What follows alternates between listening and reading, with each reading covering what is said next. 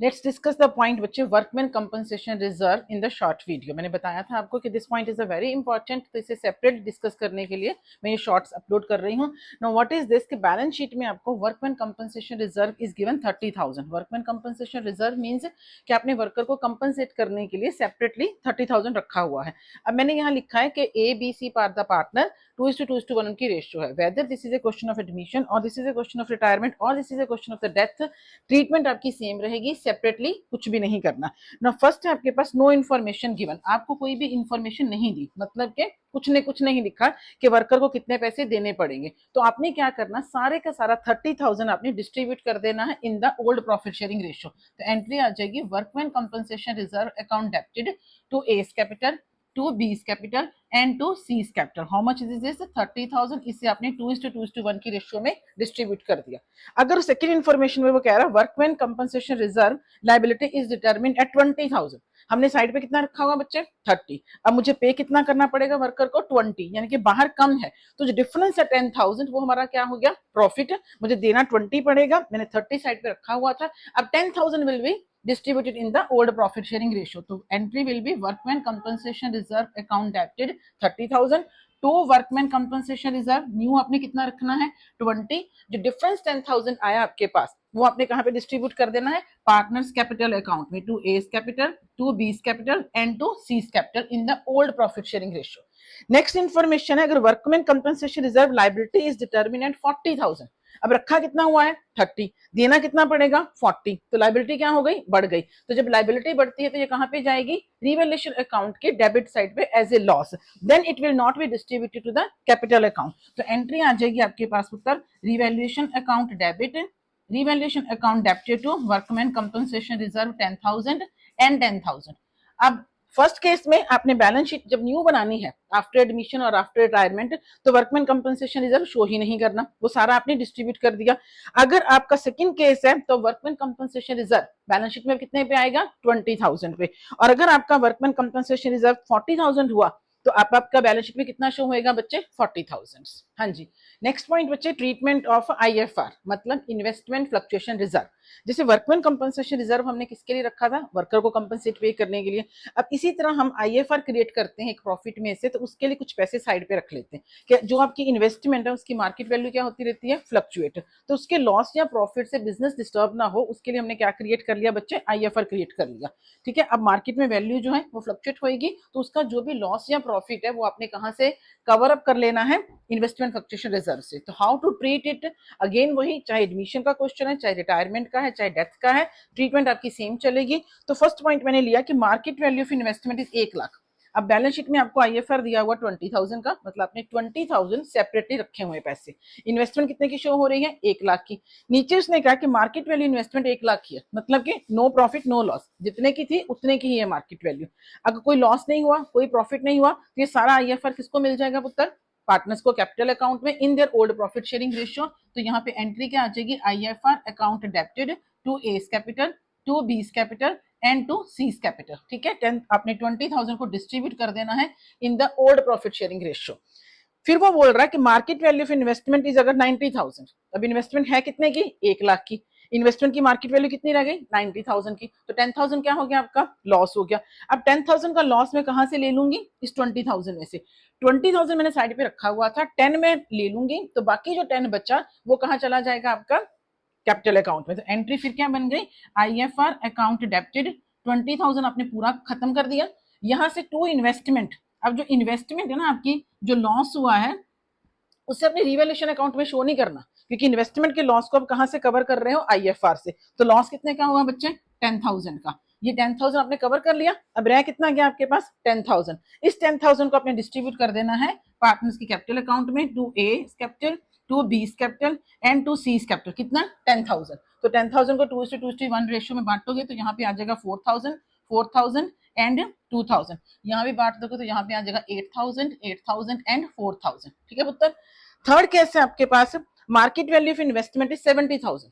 अच्छा इन्वेस्टमेंट थी कितने की 1,00,000 की, रह कितने की गई 70,000 की, लॉस हो गया आपके पास 30,000। अब मैंने रखा कितना हुआ साइड पे 20,000, तो 10,000 मुझे एक्स्ट्रा लॉस हो गया। अब ये एक्स्ट्रा लॉस अब कहाँ पे शिफ्ट कर दोगे पुत्र? रिवैल्यूएशन अकाउंट में, as same in the workman compensation reserve में हमने किया। अब आईएफआर आपका खत्म हो गया, आईएफआर अकाउंट डेबिटेड कितना हो गया 20,000 से, रिवैल्यूएशन को डेबिट कर दो क्योंकि आपका लॉस हो गया, तो लॉस से रिवैल्यूएशन अकाउंट क्या होगा आपका debit 10,000। And to investment, investment की वैल्यू आपकी खत्म हो गई मेरा बेटा 30,000 से, ठीक है, क्योंकि अब 1 लाख से वैल्यू कितने की रह गई आपकी 70,000 की। तो आपने ये लॉस जो था रिवैल्यूएशन में डालना, प्रॉफिट कुछ बचा तो वो डायरेक्टली कैपिटल अकाउंट में जाएगा, और फिर रिवैल्यूएशन का जो भी प्रॉफिट या लॉस होगा अल्टीमेटली वो भी कैपिटल अकाउंट में ही चला जाएगा। तो ये थी आपके पास आईएफआर की ट्रीटमेंट, सेम वर्कमैन कंपनसेशन की तरह। वर्कमैन कंपनसेशन अगर दिया है, बाहर कुछ नहीं लिखा तो सारा कैपिटल अकाउंट में डिस्ट्रीब्यूट कर दो, बाहर कम है अंदर ज्यादा है तो डिफरेंस कहां चला जाएगा कैपिटल अकाउंट में, अंदर कम है बाहर ज्यादा है तो कहां जाएगा डिफरेंस रिवैल्यूएशन अकाउंट के डेबिट साइड पे। सेम वे में आईएफआर, आईएफआर दिया हुआ था 20,000, मार्केट वैल्यू नहीं चेंज हुई इन्वेस्टमेंट की तो सारा डिस्ट्रीब्यूट कर दिया। मार्केट वैल्यू चेंज ऐसे हुई है कि आईएफआर में अभी थोड़ा पैसे बच रहे हैं लॉस कवर करके, तो वो आपने कैपिटल अकाउंट में ट्रांसफर कर दिया। अब मार्केट वैल्यू इतनी ज्यादा चेंज हो गई है कि आईएफआर भी कम पड़ गया कंपनसेट करने के लिए, तो डिफरेंस आपने कहां पे डाल देना बच्चे रिवैल्यूएशन अकाउंट में। अब हम डिस्कस करेंगे बैड डेट्स के पॉइंट, जैसे मैंने आपको बड़े लेक्चर में बताया था कि बैड डेट्स के पॉइंट हम सेपरेटली डिस्कस करेंगे, 5-6 केसेस हैं उसके, ठीक है। नेक्स्ट पॉइंट बच्चे मैंने पिक किया आपके लिए डेटर और उसके ऊपर जो बैड डेट्स की प्रोविजंस होती है, ये हमेशा बच्चों को बहुत ही परेशान करती है। I have tried to cover the maximum points जो भी आपको आ सकता है, 5 पॉइंट्स मैंने लिए हैं, ठीक है, अलग अलग तरह के केस बना के आपके लिए, ताकि किसी भी तरह का पॉइंट आपको एग्जाम में आए you will be able to attempt that. First देखो बैलेंस शीट में आपको दिया क्या हुआ, डेटर 20,000 के और उसमें से बैड डेट प्रोविजन लेस करके 1,000, तो आपके बाहर कितने आ गए डेटर 19,000 के। अब इसमें मैंने 5 केस लिए। फर्स्ट कहता है bad debt provision is to be maintain 10% of the debtor, वो कहता है बैड डेट प्रोविजन मैंने रखनी है 10%, तो इसमें 10% किसका लेना आपने बच्चे 20,000 का, not of 19,000, please mind it. 20,000 का 10% हो गया 2,000। अब अपने बैड डेट्स रखने कितने हैं टोटल 2,000, 1,000 आपके पास पहले ही है, तो और नया बैड डेट्स प्रोविजन कितना क्रिएट कर देंगे हम 1,000। तो यहाँ पे आपने लिखना है टू डेटर, क्योंकि माइनस तो अल्टीमेटली ये डेटर से ही होने हैं, ठीक है, तो यहाँ पे ब्रैकेट में आप लिख सकते हो अपनी अंडरस्टैंडिंग के लिए ये बैड डेट्स है। अच्छा 10% रखना है, 10% हुआ 20,000 का 2,000, 1,000 आपके पास पहले ही है, तो अब नया लॉस कितना हो गया पुत्र 1,000। ये था आपके पास केस ए, ठीक है, सिंपल। नेक्स्ट वो कह रहा bad debt 2,000 and create provision for bad and doubtful debts 2,000। अब वो कहता है बैड डेट्स है मेरे पास 2,000 के। अच्छा अगर आप वर्किंग देखो तो 2,000 आपके पास बैड डेट्स हैं, अब डेटर कितने बच गए आपके पास 18,000 के, उसके ऊपर भी कहता है 10% और क्रिएट कर लो, तो 10% कितना हुआ 18,000 के ऊपर 10% हुआ आपका 1,800। टोटल बैड डेट्स आपने कितने मेंटेन करने पुत्र 3,800, आपके पास है कितने ऑलरेडी 1,000, तो अब आपका बैड डेट्स कितना आएगा बी केस में आपके पास बैड डेट्स डेबिट यहाँ हो जाएंगे 2,800 से, क्योंकि 1,000 पहले ही था, 2,000 आपने एक रखना था, फिर आपने 10% प्रोविजन भी क्रिएट करनी थी, तो 10% किस पे आएगी 20,000 में से पहले 2,000 बैड डेट्स माइनस हो गया, 18 पे 10% किया 1,800, टोटल हो गया 38, 1,000 पहले है, इसके साथ कंपेयर भी तो करना ना हमने, तो नया कितना आ गया 2,800। थर्ड केस में वो कह रहा है bad debt is to be kept only 600, bad debts आपने कितने रखने 600, ये जानबूझ के मैंने ऐसा केस लिया, ऑलरेडी कितने आपके पास 1,000, 600 ही रखने मैंने, तो 400 क्या हो गया आपका रिवर्स प्रॉफिट, मतलब मुझे चाहिए था लॉस शो करना 600, आपने ऑलरेडी 1,000 शो किया हुआ, तो 400 लॉस आपने ऑलरेडी ज्यादा शो किया हुआ, तो 400 को अब सी पॉइंट के आपने क्या कर देना रिवर्स कर देना, तो बाय डेटर यहाँ पे कितना आ गया बच्चे 400, आपको ये बैड डेट्स नहीं चाहिए, आप उसे अपना प्रॉफिट शो कर दो। फोर्थ केस है आपके पास ऑल डेटर गुड, ये भी बहुत समझ में आता है, तो ऑल डेटर गुड मतलब ये जितने भी बैड डेट्स आपने दिखाए हुए हैं ना ये नहीं चाहिए आपको, क्योंकि आपके सारे डेटर अच्छे हैं, वो सब पैसे दे देंगे, no need to maintain the bad debt provision of 1,000, तो पूरा का पूरा 1,000 ही आपने क्या कर दिया बच्चे डी केस में रिवर्स कर दिया, 1,000 यहाँ पे आ गया, बाय डेटर आपने लिख दिया, ठीक है, ये आपके पास आ गया 1,000, ठीक है। नेक्स्ट केस है लास्ट वाला, बैड डेट प्रोविजन 5% रखनी है आपने, अब 5% फिर किस पे कैलकुलेट करनी ओरिजिनल फिगर पे, ओरिजिनल फिगर कितनी है आपकी 20,000, तो 20,000 का 5% कितना हो गया 1,000, तो 1,000 रखनी है और 1,000 ही पहले है तो नो ट्रीटमेंट, तो 1,000 थी ही 1,000 ही रखनी है, फिर आपने कुछ नहीं करना, ठीक है। तो एक बार और रिकैप करते हैं, अगर आपका ये 1,000 ऑलरेडी बैड डेट्स है और नए कितने क्रिएट करने मैंने 2,000, तो 1,000 यहाँ आ जाएगा, नए क्रिएट करने थे 38, तो आपका 28 यहाँ पे आ गया।